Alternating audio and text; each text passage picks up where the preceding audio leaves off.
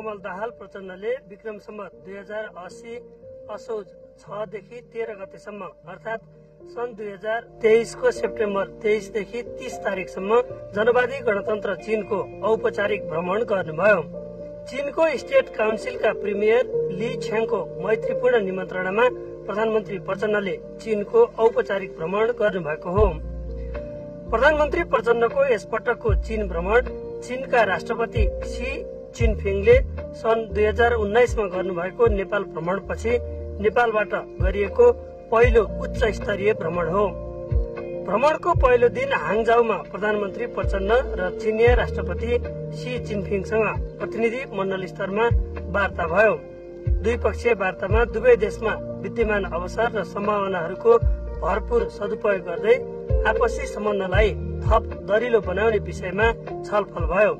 So अवसरमा नेपाल सदैव एक चीन नीतिमा प्रतिबद्ध रहँदै आएको कुरालाई पुनर्पुष्टि गर्दै नेपाल चीन बीचको सम्बन्ध पञ्चशीलको सिद्धान्त, असल मित्रता, आपसी साझेदारी र सम्मान तथा अन्तर्राष्ट्रिय मूल्य मान्यता र कानूनमा आधारित रहने र भविष्यमा सम्बन्धलाई अझ उचाइमा लैजाने दिशातर्फ दुवै पक्षले गर्नुपर्ने कार्यका बारेमा छलफल भयो।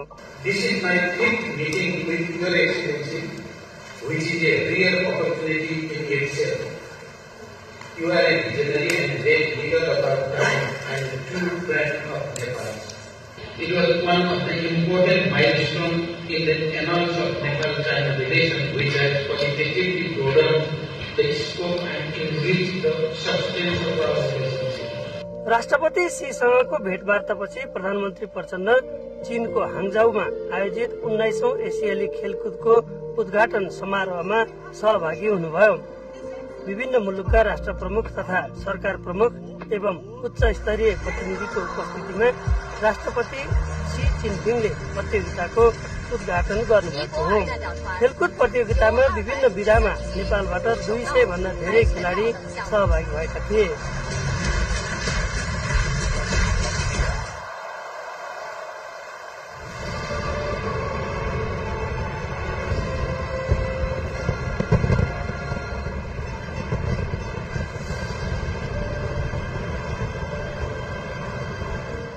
भ्रमणको दोस्रो दिन प्रधानमन्त्री प्रचण्ड चीनको राजधानी बेजिङमा नेपाली राजदूतावास बेजिङको समन्वय तथा नेपाल उद्योग वाणिज्य महासंघ र चीनको अन्तर्राष्ट्रिय व्यापार प्रवर्धन परिषद सीसीपीआईटी ले संयुक्त रूपमा आयोजना गरेको नेपाल चीन व्यापार सम्मेलनमा सहभागी हुनुभयो।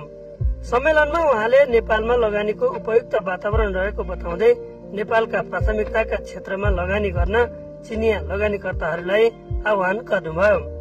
लगानी संरक्षण गर्न नेपाल सरकार प्रतिबद्ध रहेको पनि प्रधानमन्त्रीले सो अवसरमा बताउनुभयो। Nepal will do every possible effort to facilitate and protect Chinese investors and entrepreneurs to take full advantage of the unique opportunity that Nepal has to offer and explore the benefit from the new avenues that have opened up in Nepal. Dear Chinese friend, I am eager to welcome you in Nepal. It is important to keep up the momentum of enhanced economic cooperation and engagement between our two countries. सम्मेलनमा चीन सरकारका प्रतिनिधिले सकारात्मक सन्देश प्रवाह गरेका थिए भने चीनका उद्योगी व्यापारीहरूको उत्साहजनक उपस्थिति रहेको थियो। सोही साँझ प्रधानमन्त्री प्रचण्डको सम्मानमा नेपाली राजदूतावासले आयोजना गरेको रात्रि भोजमा प्रधानमन्त्री प्रचण्ड सहभागी हुनुभयो। त्यस अवसरमा उहाँले नेपाल चीन सम्बन्धको वर्तमान अवस्था र सम्बन्ध सुदृढ गर्न सरकारले चालेका कदमका बारेमा जानकारी गराउँदै दुई देशबीच सम्पन्न सहमति र समझदारीको कार्यान्वयन लगायत सम्बन्ध विस्तारका समग्र पक्षमा सक्रिय रूपमा काम गर्न दूतावासलाई निर्देशन दिनुभयो। हामी अब नेपाल चीन सम्बन्धलाई नयाँ आयाम दिने, कनेक्टिभिटीको क्षेत्रलाई नयाँ मार्ग प्रशस्त गर्ने, भौतिक पूर्वाधारलाई, कृषिलाई, उद्योगलाई, शिक्षालाई, सबैलाई पनि हामीले नयाँ गति दिएर हाम्रो आपसी सम्बन्धलाई मजबुत गराउन सकिने विश्वास हामीले लिएका छौं। भ्रमणको तेस्रो दिन सेप्टेम्बर 25 मा चिनिया प्रधानमन्त्री ली छेङले प्रधानमन्त्री प्रचण्डको सम्मानमा ग्रेट हल अफ द पिपुलमा औपचारिक समारोह सहित स्वागत गर्नुभयो। सो अवसरमा प्रधानमन्त्री प्रचण्डलाई 19 तोपको सलामी सहित चिनिया स्थल सेना, नौसेना र हवाई सेनाको टुकडीले नेपाल र चीनको राष्ट्रिय गान सहित सम्मान गारद अर्पण गर्यो।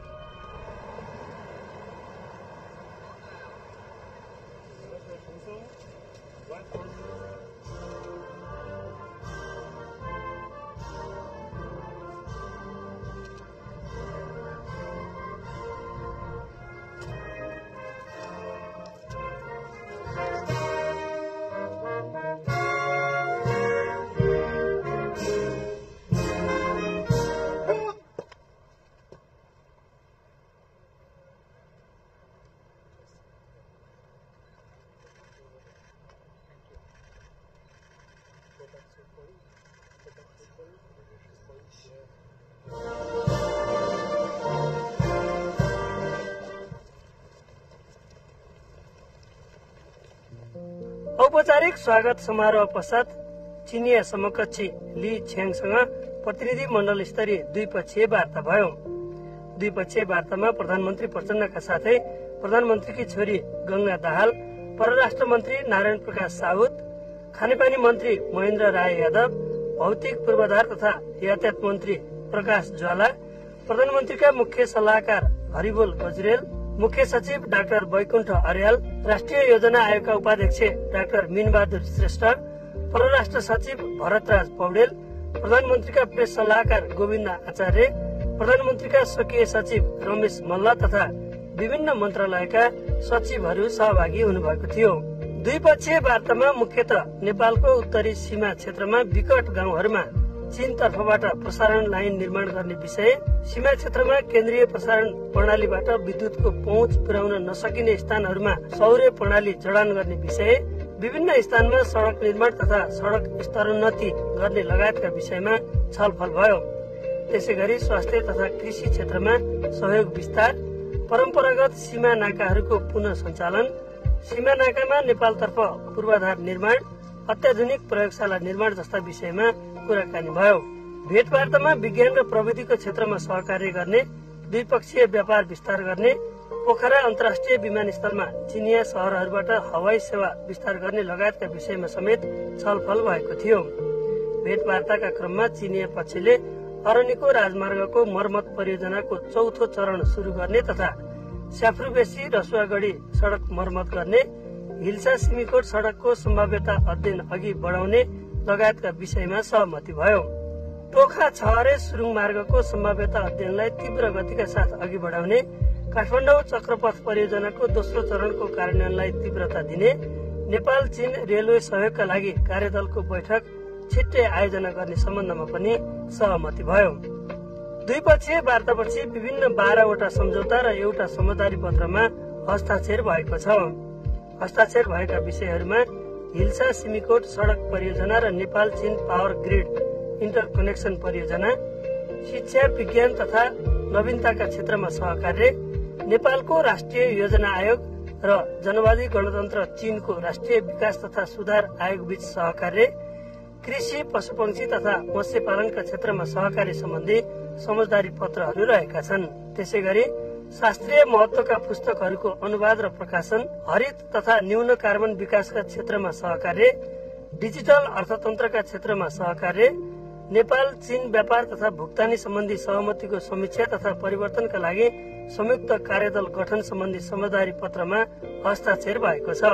वनस्पतिमा आधारित औषधिजन्य सामग्री नेपालबाट चीन निर्यात गर्ने, चीनिया पक्षबाट विपद राहत सामग्री हस्तान्तरण गर्ने, चीनले नेपाली सरकारी कर्मचारीहरूलाई तालिम प्रदान गर्ने तथा नेपाल र चीन बीच परम्परागत नाकाका अतिरिक्त अन्तर्राष्ट्रिय व्यापार नाकाहरू सुचारू गर्ने सम्बन्धमा दुई देशबीच सहमति र समझदारी पत्रमा हस्ताक्षर भएका छन्। प्रधानमन्त्री प्रचण्डको चीन भ्रमणकै क्रममा मुस्ताङको कोरला नाका खोल्नुका साथै किमाथाङका र ओलाङचुङ्गोला नाका चाँडै सञ्चालनमा ल्याउने कुराकानी भएको छ। तिब्बत र नेपाललाई रेल, सड़क, हवाई सेवा, विद्युत प्रसारण लाइन, सूचना मार्ग लगायतका क्षेत्रबाट जोडेर ट्रान्स हिमालयन मल्टिडाइमेन्सनल कनेक्टिभिटी नेटवर्कको अवधारणालाई व्यवहारमा उतार्ने विषयमा छलफल भएका छन्। लासाबाट काठमाडौँ हवाई सेवा पुनः सुचारू गर्ने विषयमा पनि कुराकानी भएको छ। दुई देशका प्रधानमन्त्री स्तरीय वार्तापछि भएका सहमति तथा सम्झौताहरूको विषय समेटेर दुवै देशबाट संयुक्त प्रेस विज्ञप्ति जारी गरिएको छ। प्रधानमन्त्री प्रचण्डको औपचारिक भ्रमणका क्रममा सेप्टेम्बर 25 मा चीनको राष्ट्रिय जनकंग्रेसका अध्यक्ष झाओ लेजी र प्रधानमन्त्री प्रचण्ड बीच भेटवार्ता भयो। भेटवार्तामा अध्यक्ष झाओले नेपाल र चीनको सम्बन्धलाई प्रगाढ बनाउँदै लैजान राष्ट्रिय जनकंग्रेसले पनि महत्वपूर्ण भूमिका खेल्ने कुरा बताउनुभयो। प्रधानमन्त्री प्रचण्डले दुई देशको संसद बीच कानून निर्माणको अभ्यास र अनुभव आदान प्रदानबाट दुवै देश लाभान्वित हुने बताउनुभयो। चीनले गरेको कृषि क्रान्तिको नमुना हेर्न सेप्टेम्बर 26 मा प्रधानमन्त्री प्रचण्डले छोङछिङ एकाडेमी अफ एग्रिकल्चरल साइन्सको भ्रमण गर्नुभयो। त्यस अवसरमा उहाँले चीनले छोटो समयमा 80 करोड़ जनतालाई गरिबीबाट मुक्त गर्न गरेका कार्यहरूका बारेमा जानकारी लिनुभयो।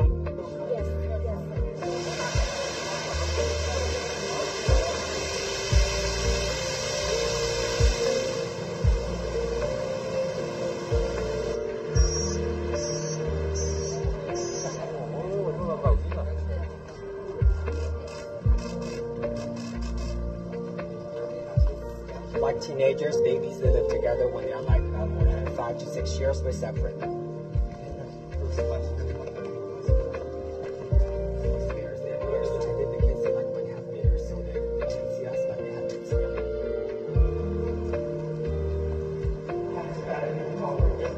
So traditional power system is people, three, and for that part of the devices, one champion that I will interacting with the car, with the mobile phone, with the computer.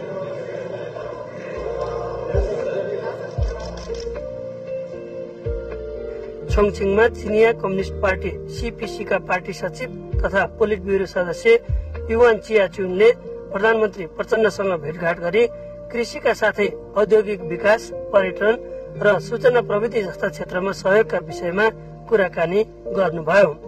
छोङछिङको भ्रमणपछि प्रधानमन्त्री प्रचण्डले सेप्टेम्बर 27 का दिन चीनको तिब्बत स्वशासित क्षेत्रको राजधानी लासाको भ्रमण गर्नुभयो।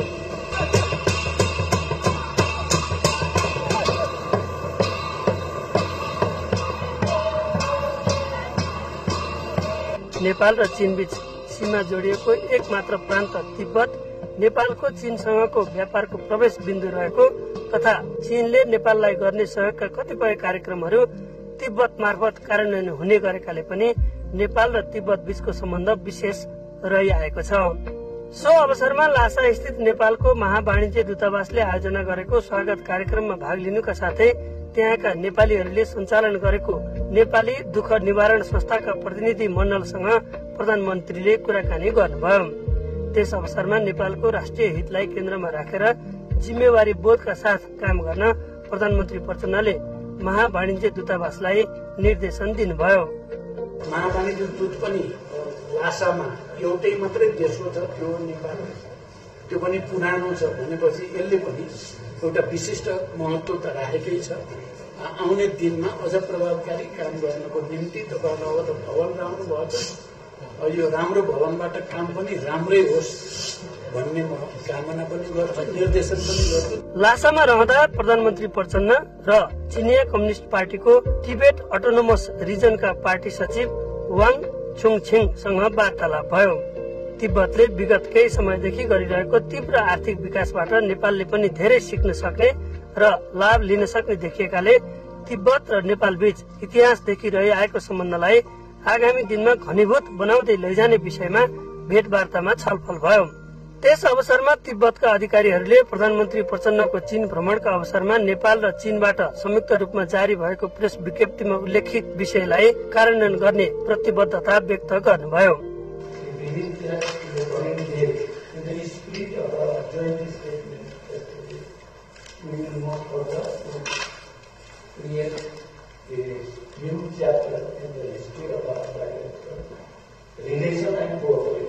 坚持一个中国的原则，同时声明再次重申，一贯不会允许。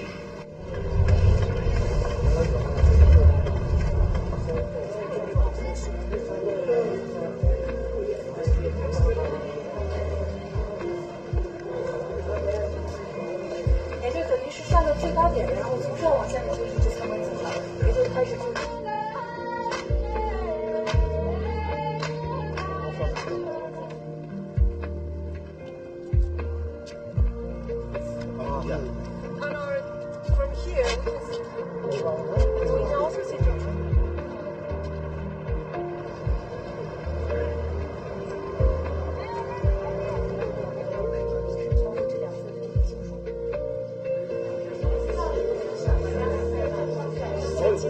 所有的这个珠宝都是这个天然的，比如说我们这个沙土，这个天。2500 years, and it is blessed by himself, Shakyamuni. 所以藏人的这个心。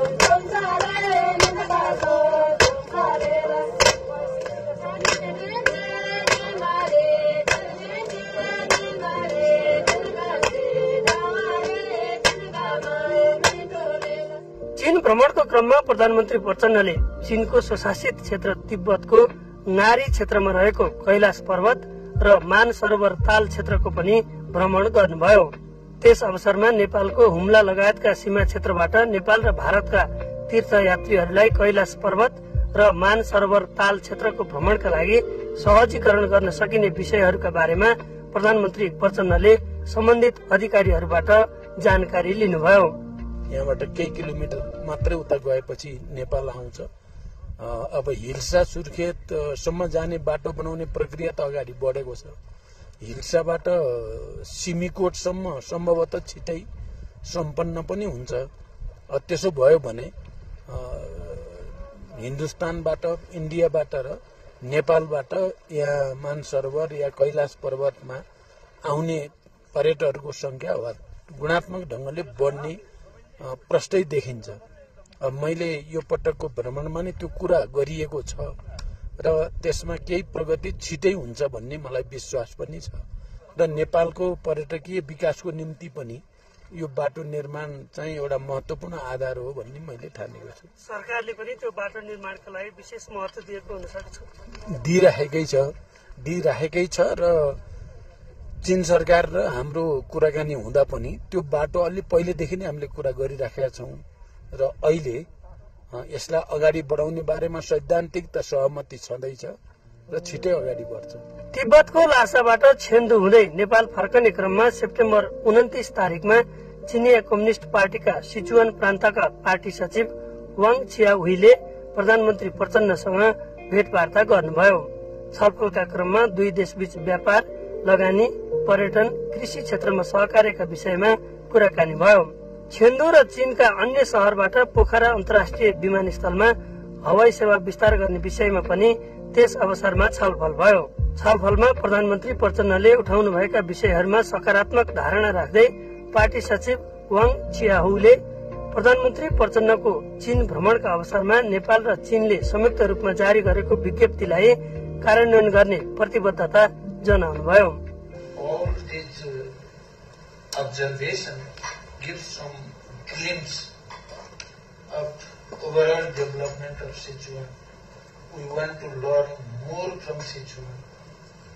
As you correctly mentioned, Nepal and Sichuan are close, near to border, and all the trade, business and people-to-people contact is also directly come from Chengdu. प्रधानमन्त्री प्रचण्ड चीनको एक हप्ते औपचारिक भ्रमण सम्पन्न गरी September 30 तारिक अर्थात असोज 13 गते चीनको छेन्दु हुँदै स्वदेश फर्कनुभयो।